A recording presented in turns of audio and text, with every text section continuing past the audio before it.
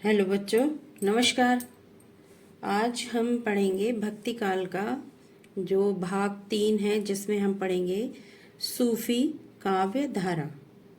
ठीक है, तो आज इस टॉपिक को विस्तार से पढ़ेंगे कि सूफी काव्य धारा क्या है और सूफी काव्य के जो भी संत रहे उनका क्या नाम है, ये आदि चीज़ों का विस्तार से वर्णन करेंगे। तो चलिए शुरू करते हैं। सबसे पहले कि सूफी का व्यापक अर्थ क्या है। देखिए, सूफी का व्यापक अर्थ देखा जाए तो जो तसव्वुफ के अनुयायियों को सूफी कहा जाता है। किसके? तसव्वुफ के अनुयायियों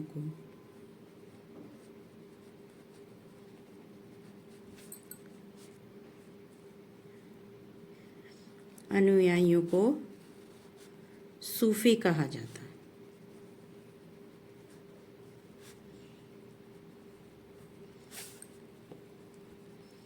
ठीक है, तसव्वुफ के अनुयायियों को सूफी कहा जाता है। नेक्स्ट है सूफी काव्य के प्रचलित अन्य नाम। जैसे सूफी काव्य धाराओं के जो भी अन्य नाम रहे हैं और उनका नामकरण किसने किया है, तो उसके हिसाब से हम देखते हैं कि जो रामचंद्र शुक्ल ने सूफी काव्य धारा को प्रेमाश्रयी शाखा नाम दिया। प्रेमाश्रयी शाखा नाम दिया। ठीक है, उसी प्रकार गणपति चंद्र शुक्ल ने उनको दिया प्रेमाख्यान काव्य परंपरा। प्रेमाख्यान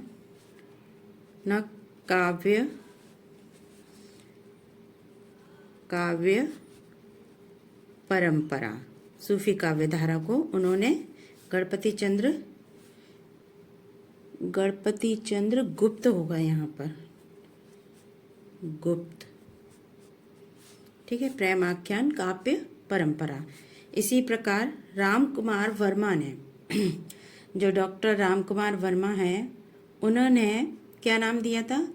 तो उन्होंने नाम दिया प्रेम काव्य।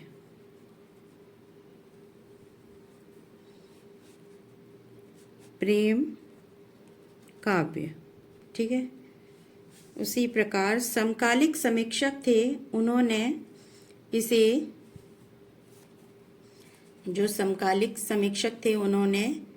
इसे नाम दिया था रोमांसिक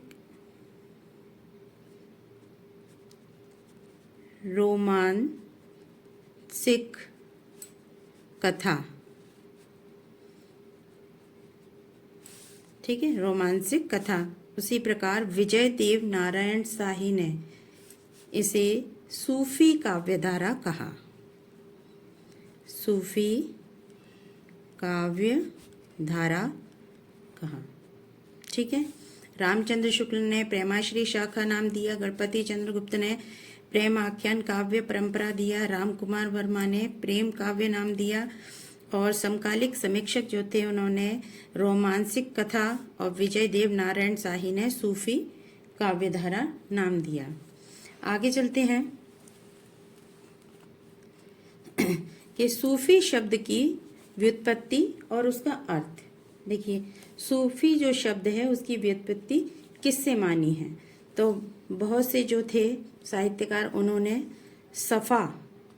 सफ़ा जो शब्द है उससे सूफी शब्द की उत्पत्ति मानी है। सफ़ा का अर्थ होता है साफ रहने वाले। क्या? साफ रहने वाले। अर्थात यहाँ पे देखिए, समझ लीजिए, अर्थात साफ रहने का अर्थ क्या है? कि पवित्र जीवन व्यतीत करने वाले। पवित्र जीवन व्यतीत करने वाले, उसे क्या कहा है? सफ़ा। यानी कि सफ़ा से ही सूफी शब्द की उत्पत्ति हुई है। बहुत से साहित्यकारों ने सूफ शब्द से उत्पत्ति मानी है। सूफ का अर्थ होता है ऊन के वस्त्र पहनने से, ऊन के वस्त्र पहनने वाले, ठीक है, सफेद चोंगे जिसे बोला जाता है, पहनने वाले। सूफी शब्द की उत्पत्ति बहुत से साहित्यकारों ने सूफ माना है। अब देखिए, बहुत से साहित्यकारों ने सोफिया, सोफिया भी सूफी शब्द की उत्पत्ति सोफिया से मानी है। किस प्रकार से? देखिए, सोफिया का क्या अर्थ होता है। देखिए, कयामत के दिन, कयामत के दिन ईश्वर के समक्ष आगे, सबसे आगे पंक्ति में होना, जाति विशेष सफफ के संत आदि मत प्रचलित हैं। देखिए, जो कि सोफिया का अर्थ होता है, जो भी व्यक्ति पे जब कठिन परिस्थितियां आती हैं तो उस समय ईश्वर के समक्ष खड़े होते हैं, तो सबसे पहले हम ये माना जाता है कि हम ही ईश्वर के सबसे आगे समक्ष हैं। सूफिया शब्द का जैसे बताया कि कयामत के दिनों में ईश्वर के समक्ष अग्र पंक्ति में होना, सूफिया शब्द का अर्थ है। लिख लेते हैं इसे, कयामत के दिन ईश्वर के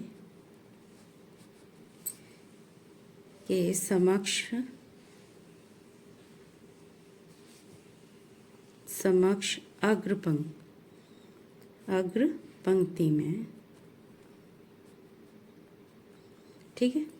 अब है एक अबुल हुसैन अनुनूरी थे, उन्होंने देखिए क्या कहा है कि संसार से घृणा और परमात्मा से प्रेम करने वाले को उन्होंने सूफी कहा है।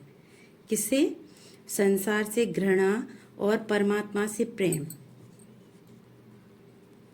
संसार से घृणा और परमात्मा से प्रेम करने वाले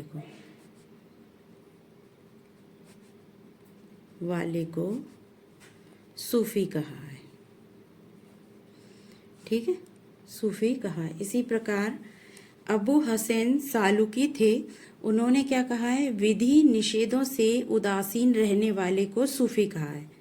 उन्होंने देखिए सूफी किसे कहा है कि जो विधि निषेधों से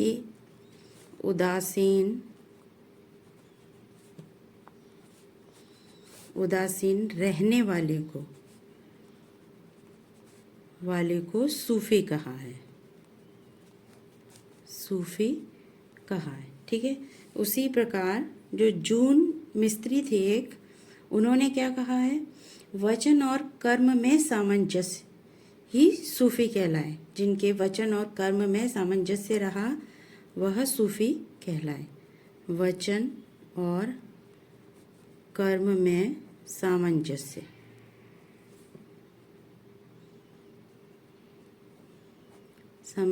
रहा वही सूफी कहलाए।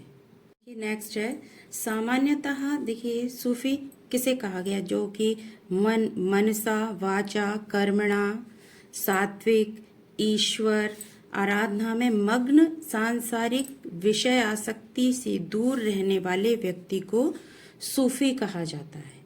सामान्यतः ये माना गया है। आगे चलते हैं कि सूफी मत के संप्रदाय। सूफी मत के संप्रदाय, देखिए आईने अकबरी है जिसमें सूफियों के 14 संप्रदायों का वर्णन है। कितने संप्रदायों का? 14 संप्रदायों का वर्णन है, जिनमें से प्रमुख 4 या 5 हैं। यह 5वें का कहीं भी उल्लेख नहीं मिलता है, मोस्टली 4 ही हैं, ठीक है। तो चलते हैं सबसे पहले चिश्ती संप्रदाय। कि चिश्ती संप्रदाय क्या था? चिश्ती संप्रदाय था, ये सबसे प्रसिद्ध संप्रदाय था। पहली बात तो ये है कि ये सबसे सर्वाधिक प्रसिद्ध संप्रदाय था, ठीक है। और इसकी जो 7वीं पीढ़ी में ख्वाजा मुइनुद्दीन चिश्ती हुए जिन्होंने कि भारत में सूफी मत का प्रसार किया। इसके जो संस्थापक थे वो कौन थे? ख्वाजा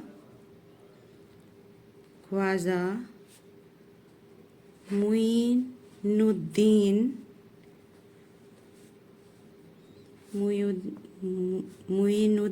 चिश्ती। और कौन सी शताब्दी थी? तो वो थी 12वीं शताब्दी। ठीक है, इसी में जो मुइनुद्दीन चिश्ती थे उन्होंने ही इसका भारत में प्रचार और प्रसार किया था। दूसरा सोहरावर्दी संप्रदाय। अब देखिए सोहरावर्दी के जो संस्थापक थे उनका नाम क्या था? उनका नाम था शहाबुद्दीन सोहरावर्दी। कौन थे? शहाबुद्दीन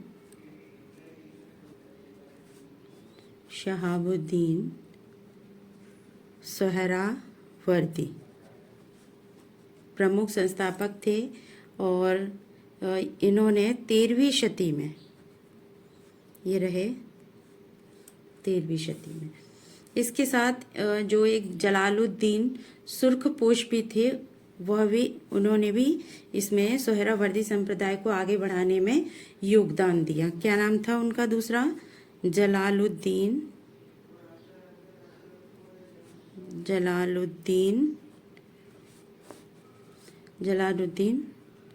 सुर्खपोश।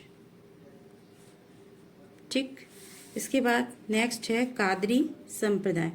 कादरी संप्रदाय के जो संस्थापक थे या कह लीजिए जिन्होंने इसे आगे बढ़ाया तो वह थे अब्दुल कादिर जिलानी। कौन थे? अब्दुल कादिर जिलानी। इनका जो समय काल था वो 15वीं शताब्दी था। ठीक है, नेक्स्ट है नक्शबंद।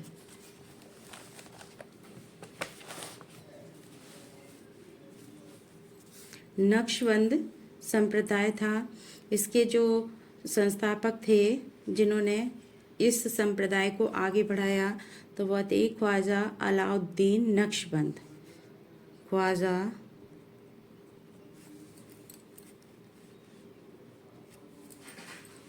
अलाउद्दीन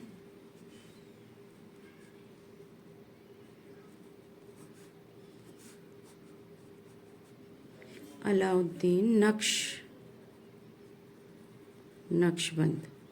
उन्होंने इस संप्रदाय को आगे बढ़ाया और जो उन्होंने बताया कि जो पीर मोहम्मद के अनुयायी थे, पीर मोहम्मद के जो अनुयायी थे उन्होंने इस संप्रदाय को आगे बढ़ाया, जिसमें अहमद फारूकी प्रमुख थे। कौन थे? अहमद फारूकी।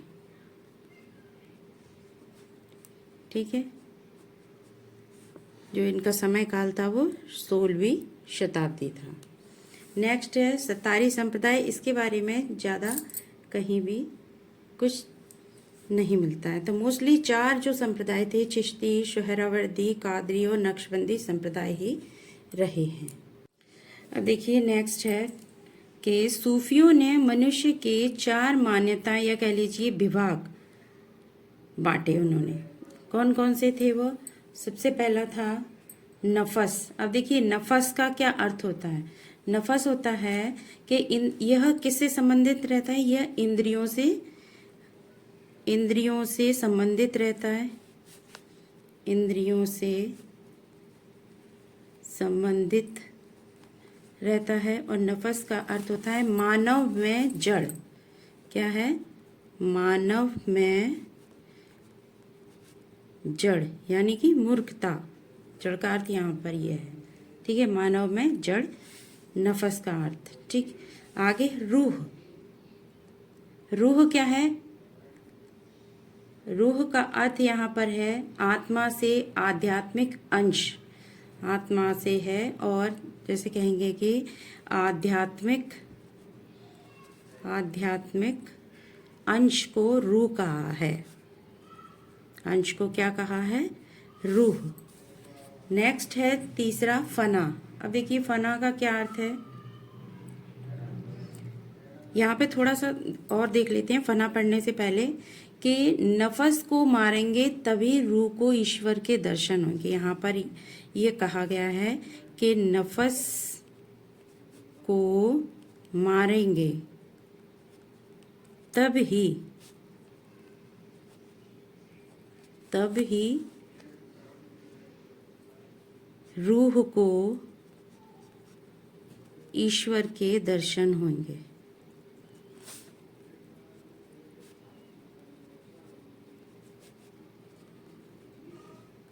ठीक है, ये बीच में थोड़ा समझाने के लिए बोल दिया कि नफस को मारेंगे तभी रूह को ईश्वर के दर्शन होंगे। यहाँ पर तीसरा पॉइंट है अपना फना। फना का क्या अर्थ है? मानवीय गुणों का नाश। क्या है फना का अर्थ? मानवीय गुणों का नाश। नेक्स्ट है वका। वका का अर्थ है ईश्वरीय गुणों की प्राप्ति। ये देखिए प्रश्न आते हैं एग्जाम में कि ये कोटेशन दे देंगे और ये 4 ऑप्शन दे देंगे, इनमें से पूछेंगे ये किसकी है। ठीक है, तो बका का अर्थ होता है ईश्वरीय गुणों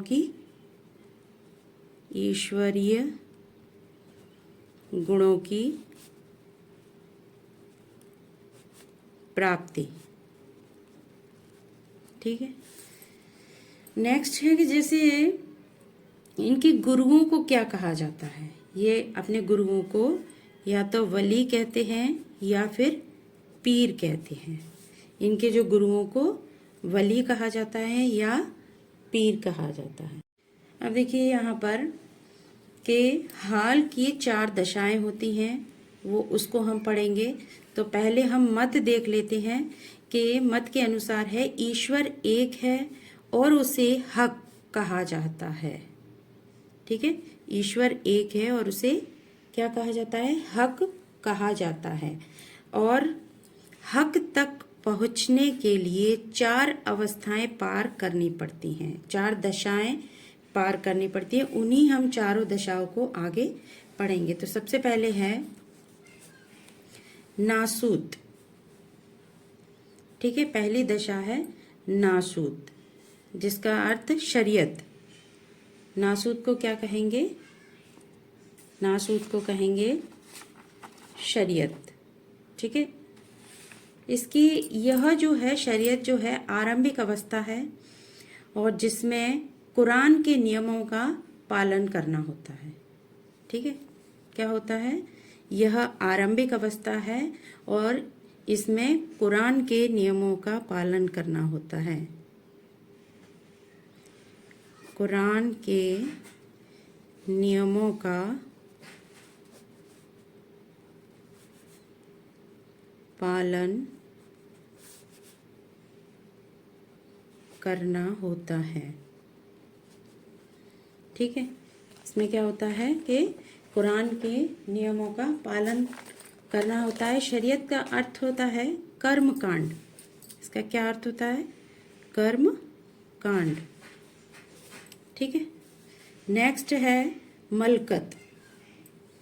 मलकत तरीकत जिसे कहेंगे। तरीकत का अर्थ होता है उपासना, उपासना करना। ठीक है, अब देखिए ये जो है यह इसमें क्या है कि हृदय के जो शुद्ध होने की अवस्था है, ये क्या है? जो हमारा मन है उसके शुद्ध होने की अवस्था है। इसमें साधना की शुरुआत होती है। लिख लेते हैं इसे, हृदय की शुद्ध होने की अवस्था है। ठीक है, अवस्था है और इसमें क्या है? साधना की शुरुआत होती है किसी भी चीज की। जैसे किसी ईश्वर की हम साधना करते हैं तो इसमें साधना की शुरुआत होती है। शुरुआत होती है। नेक्स्ट है लाहुत। लाहुत हकीकत, जिसका कि अर्थ होता है परम तत्व। परम तत्व, ठीक है, परम तत्व।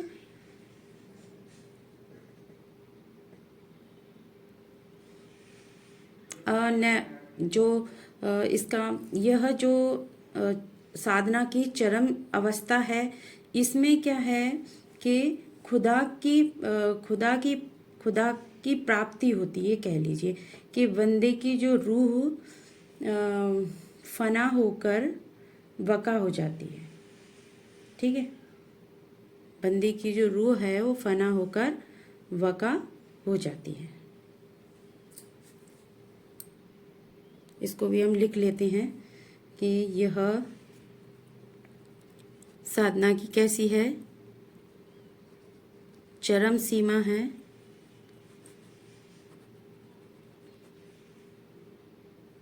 ठीक है, और इसमें क्या होता है, इस अवस्था में इसमें खुदा की प्राप्ति हो जाती है, ईश्वर की कह लीजिए, ये खुदा की प्राप्ति होती है, और बंदे की जो रूह है वो फना होकर बका हो जाती है। बंदे की रूह फना होकर वका हो जाती है, ठीक है। लास्ट आता है हमारा जबरूत।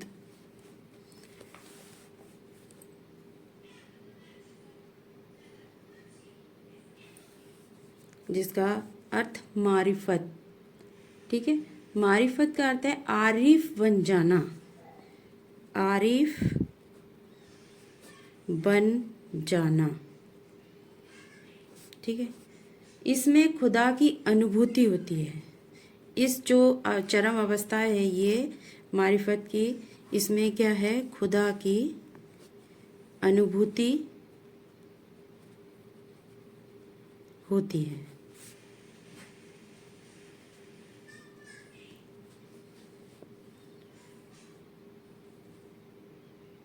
अब देखिए यहाँ पर नेक्स्ट पॉइंट है अपना कि सूफी दर्शन की प्रमुख मान्यताएं।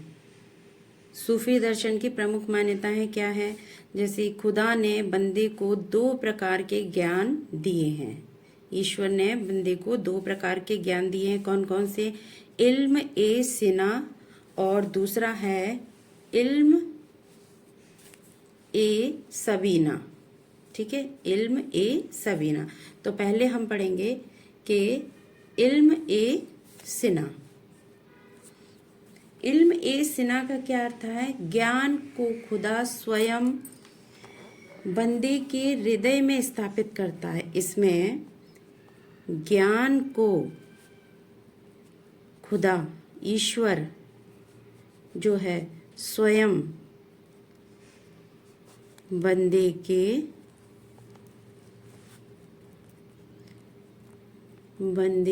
हृदय में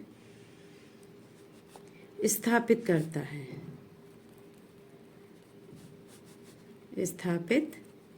है, इसमें इल्म ए सिना में इसमें क्या है कि जो ज्ञान को जो खुदा है, भगवान है, ईश्वर है, वो स्वयं जो मानव है, बंदे का अर्थ यहाँ पे मानव से लिया गया है कि बंदे के हृदय में स्वयं स्थापित करता है, ठीक है। और दूसरा जो है मान्यता कि इल्म ए सबीना, इसमें क्या होता है कि वह ज्ञान है जिसे खुदा पैगंबर कह लीजिए या फिर कुरान से बंदों तक पहुंचाता है, माने किसी भी मीडिएटर के माध्यम से वह ज्ञान को व्यक्ति तक पहुंचाता है। ईश्वर जो है इस ज्ञान को स्वयं ना देकर पैगंबर या कुरान के माध्यम से बंदे तक पहुंचाता है। तो यह वह ज्ञान की वह दशा है जिसे खुदा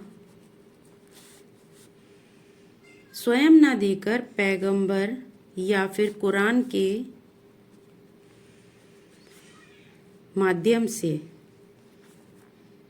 ठीक है, कुरान के माध्यम से बंदों तक पहुंचाता है।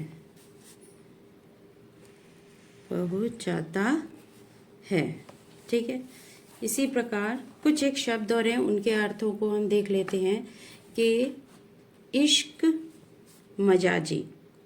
इश्क मजाजी का अर्थ होता है लौकिक प्रेम। लौकिक प्रेम, ये इस प्रकार से प्रश्न कई बार आए हुए हैं। इश्क मजाजी का अर्थ होता है लौकिक प्रेम और इश्क हकीकी का अर्थ होता है अलौकिक प्रेम। अलौकिक प्रेम। ठीक है, अब देखिए नेक्स्ट पॉइंट है अपना सूफी काव्यधारा के प्रथम कवि। देखो साहित्यकारों के अनुसार के कौन से साहित्यकार ने किस साहित्यकार को प्रथम सूफी काव्यधारा का प्रथम कवि कहा है। तो रामचंद्र शुक्ल के अनुसार सबसे पहले देखेंगे कि राम कुमार वर्मा के अनुसार कौन से साहित्यकार जो सूफी काव्यधारा के प्रथम साहित्यकार माने हैं राम कुमार वर्मा ने, तो वह हैं मुल्ला दाऊद।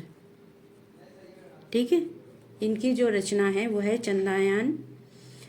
तो मुल्ला दाऊद को उन्होंने सूफी कवि, प्रथम सूफी कवि माना है। उसी प्रकार रामचंद्र शुक्ल ने कुतुबन को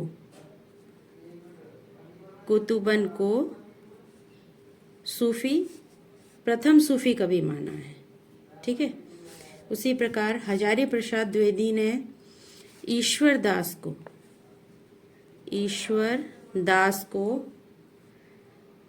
दास को प्रथम कवि माना है। नेक्स्ट है डॉक्टर नगेंद्र ने किसे सूफी कवि माना है, असायद को। ठीक है, प्रथम सूफी कवि माना है। इन सभी ने अलग अलग कवियों ने अलग अलग साहित्यकारों को सूफी कवि माना है। अब देख लेते हैं थोड़े से कि सूफी काव्यधाराओं की विशेषताएं कि क्या रही, सूफी काव्यधाराओं में क्या क्या विशेषताएं रही। तो पहली है कि नामकरण जो है, इस काव्यधारा में जितनी भी काव्य लिखे गए थे उनमें जो नामकरण है वह नायिका के नाम पर रहते हैं। जैसे कि पद्मावत है, चंदायन है, तो ये जो पद्मावत और चंदायन ये नायिकाओं के नाम हैं। ठीक है, ये इनके जो नायिकाओं के नाम पर ही काव्य के नाम होते थे। ठीक है, इसी प्रकार दूसरा पॉइंट है कि प्रेम तत्व की प्रधानता रही। सूफी काव्यधाराओं में प्रेम तत्व अधिक देखने को मिला और चित्र दर्शन से प्रेम करना माने काल्पनिक प्रेम पर उन्होंने अधिक जोर दिया। तीसरा है खंडन मंडन की प्रवृत्ति का अभाव रहा। सूफी काव्य की यह विशेषता रही कि वहां पर खंडन मंडन की प्रवृत्ति का अभाव रहा। चौथा था वियोग श्रृंगार रस की प्रधानता रही। ठीक है, और जो नेक्स्ट है मसनवी शैली। अब देखिए मसनवी शैली का सूफी काव्यधाराओं में प्रयोग किया गया। मसनवी जो शैली है उस क्या होती है, तो देखिए जिस रचना के प्रारंभ में ईश्वर की वंदना की स्तुति एवं शाहे वक्त की प्रशंसा की जाती है वह उस शैली को मसनवी शैली कहा जाता है, जिसमें कि ईश्वर की किसी भी रचना को प्रारंभ करने से पहले ईश्वर की वंदना की जाए, ईश्वर की स्तुति की जाए, शाहे वक्त की प्रशंसा की जाए, तो इस प्रकार की शैली को मसनवी शैली कहते हैं। नेक्स्ट है प्रेम गाथाएं लौकिक से अलौकिक प्रेम की व्यंजना रही। लोक गाथाओं में लौकिक प्रेम से अलौकिक प्रेम की तरफ अधिक देखने को मिली है। नायक को इसमें इन सूफी काव्यों की विशेषता रही कि नायक जो है बहुपत्नीवादी दिखाए गए हैं। ठीक है, और नेक्स्ट है इतिहास और कल्पना के योग का यहाँ पर सृजन मिलता है। ठीक है, और इसमें कई सारी और विशेषताएं भी रही हैं कि जो काव्य की जो नायिका थी वो किसी द्वीप की निवासी थी और जो नायक था नायिका से मिलने के लिए भेष बदल कर मिलने जाते थे, या मंदिर हो या वाटिका हो, कहीं भी। ठीक है। और सूफी काव्य धाराओं की एक मोस्ट विशेषता है कि सूफी में इस्लाम की तरह कट्टरता नहीं थी। ठीक है। हाँ, आगे चलते हैं कि प्रमुख सूफी कवि एवं उनकी रचनाएं, इनको भी हम देख लेते हैं कि जो ज्ञानाश्री जो प्रेमाश्री शाखा थी उनके प्रमुख सूफी कवि कौन कौन से थे, उनकी कौन सी रचनाएं थीं, तो उनका हम देख लेते हैं। सबसे पहले असायत कवि जो थे उन्होंने हंसावली नाम की जो एक काव्य लिखा, उसका जो समय था 1370 ईस्वी था, और इसमें जो नायिका थी वो हंसावली नाम था जिसका, और इसकी जो भाषा रही है वो राजस्थानी हिंदी भाषा रही है। नेक्स्ट है मुल्ला दाऊद हैं जिनकी रचना है चंदायन। ठीक है, जिसका समय काल है 1379 ईस्वी, जिसमें नायक का नाम लोर है और नायिका का नाम चंदा, और इसकी भाषा चंदायन की भाषा कैसी है, अवधी। ठीक है। नेक्स्ट है ईश्वर दास। ईश्वर दास द्वारा रचित जो है काव्य वो है सत्यवती कथा, जिसकी भाषा अवधी रही है। इसका समय काल की बात करें तो 1501 ईस्वी। इसमें जो नायक का नाम है वो ऋतुपर्ण है और नायिका का नाम है सत्यवती। ठीक है।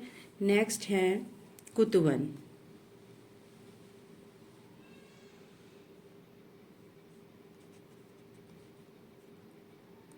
ठीक है, कुतुवन। तो इनके द्वारा जो लिखा गया जो काव्य है उसका नाम है मृगावती, जिसकी भाषा अवधी है, और इसका जो समय काल था वो 1503 ईस्वी था। इसमें जो नायक का जो नाम है वो राजकुमार है और नायिका का नाम मृगावती है। जैसे कि पहले भी मैं बता चुकी हूँ कि जो सूफी काव्य धारा में जो सूफी संत रहे हैं और इसमें जो काव्यों का रचे गए हैं, काव्य लिखे गए हैं, उनमें जो काव्यों के जो नाम होते थे वही नायिका के नाम के ऊपर रखे जाते थे। इसकी जो शैली थी वो कड़वक शैली रही। नेक्स्ट है मलिक मोहम्मद जायसी। इनके द्वारा लिखा गया जो काव्य है जिसका नाम है पद्मावत, ये इस काव्य को प्रथम काव्य भी माना जाता है। ठीक है। पद्मावत जिसकी भाषा थी अवधी और समय काल था 1540 ईस्वी, और इसमें जो नायक का नाम था रतन सेन था और नायिका का नाम पद्मावती। और इन जो मलिक मोहम्मद जायसी थे इनके द्वारा दो और लिखे गए थे, एक था अखरावट भी इनकी रचना है और आखिरी कलाम भी इन्हीं की रचना है।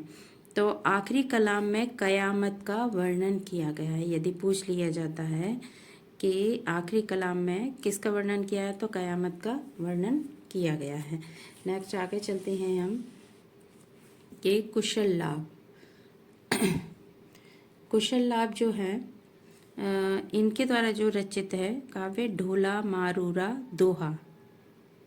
ढोला मारूरा दोहा 1473 ईस्वी रही में, इसका जो समय काल है 1473 ईस्वी। इसमें नायक का नाम ढोला था और नायिका का नाम मारवड़ी, और इसमें इनके अलग अलग भी नाम थे। मारवड़ी भी बोला जाता था इनको और मारू भी बोला जाता था। ठीक है। और इसकी भाषा की बात करें तो इसकी भाषा थी राजस्थानी भाषा। ठीक है। इसके बाद है नंददास द्वारा रचित जो काव्य है रूप मंजरी, और जिसका समय काल है 1568 ईस्वी। इसमें नायक का नाम था कृष्ण और नायिका का नाम रूप मंजरी, और इसकी भाषा की बात करें तो इसकी भाषा ब्रज भाषा रही। नेक्स्ट है आलम कवि। आलम कवि ने माधवानल काम कांदता नामक एक काव्य ग्रंथ लिखा, और इसका जो समय काल था 1584 ईस्वी रहा, जिसमें नायक का नाम माधव और नायिका का नाम क्या था, काम कंदता। ठीक है। नेक्स्ट है मंझन कवि। मंझन कवि द्वारा देखिए मंझन जो कवि हैं, इन्होंने मधुमालती नाम का काव्य ग्रंथ लिखा, जिसकी भाषा थी अवधी और शैली थी कड़वक, और इसका जो समय काल था 1545 ईस्वी रहा, और इसमें मनोहर नायक का नाम रहा और मधुमालती नायिका का नाम रहा। अब देखिए नेक्स्ट है जान कवि। इन्होंने 78 काव्य लिखे और इन्होंने एक लैला मजनू नामक भी छोटे से जो काव्य लिखे थे या ग्रंथ कह लीजिए, और उनका समय काल था 1612। यहाँ से बहुत ही कभी कम प्रश्न आते हैं। नेक्स्ट थे उस्मान कवि। उस्मान कवि द्वारा लिखा गया चित्रावली, ये कई बार प्रश्न आ चुका है एग्जाम में। तो चित्रावली, ठीक है, इसका जो समय काल था 1613 ईस्वी रहा और सुजान नायक का नाम था, चित्रावली नायिका का नाम था, ठीक है। और इसकी भाषा की बात कर ले तो अवधी भाषा रही। नेक्स्ट थे कासिम शाह, जिन्हें शेख नबी भी कहा जाता था। इनके द्वारा जो रचित ग्रंथ थे हंस जवाहिर और ज्ञानदीप भी इन्होंने लिखा था।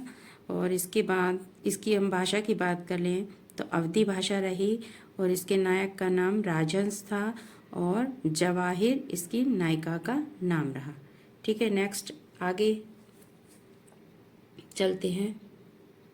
यहाँ से क्वेश्चन बहुत आते हैं। देखिए कहाँ से कि प्रतीक जो है, ये जो पद्मावती जो है कहानी, उसकी जो पद्मावती की कहानी से संबंधित है, इनको प्रतीकों के रूप में कई प्रश्न आते हैं। जैसे चित्तौड़, चित्तौड़ जो है किस चीज का प्रतीक है? तो चित्तौड़ जो है वो शरीर का प्रतीक है। यहाँ से मोस्टली प्रश्न आते ही हैं, ठीक है। किसका है? शरीर का प्रतीक है। इसी प्रकार राजा रतन सेन जो है वह किसके प्रतीक है? मन। सिंगलदीप जो है किसका प्रतीक है? हृदय। पद्मावती जो है वो किस चीज की प्रतीक है? बुद्धि, ठीक है। राघव चेतन जो है वो किस चीज के प्रतीक है? तो वह है शैतान, शैतान के प्रतीक हैं। उसी प्रकार अल्लादीन जो है, अल्लादीन है वह माया का प्रतीक है। और नागमती जो है वह संसार का प्रतीक है। और हीरामन जो तोता है वह गुरु का प्रतीक है, ठीक है। यहाँ से कई बार प्रश्न आए हुए हैं और आते ही हैं इनमें से कि ये पूछ लिया जाता है कि चित्तौड़ का प्रतीक क्या है, और 4 ऑप्शन दे दिए जाएंगे, या सिंगलदीप का प्रतीक क्या है, उसमें 4 ऑप्शन दे दिए जाएंगे। तो ठीक है बच्चों, आज का ये जो वीडियो है यहीं पे कंप्लीट होता है। सूफी काव्य धारा जो कि प्रेमाश्री शाखा के अंतर्गत, ठीक है, तो पूरा कंप्लीट करा दिया। यदि आपको अच्छा लगा है तो आप लाइक जरूर कीजिए, शेयर कीजिए, ताकि और भी बच्चों तक यह वीडियो पहुंच सके, उन्हें भी जानकारी प्राप्त हो सके, ठीक है। और अभी तक यदि मेरा चैनल सब्सक्राइब नहीं किया हुआ है तो आप प्लीज सब्सक्राइब कर लीजिए, और लाइक कमेंट, यदि कोई कमी भी रही है वीडियो में तो आप कमेंट करके मुझे बता सकते हैं, ठीक है। तो बहुत बहुत धन्यवाद आप लोगों का बच्चों वीडियो देखने के लिए। जय हिंद, जय भारत।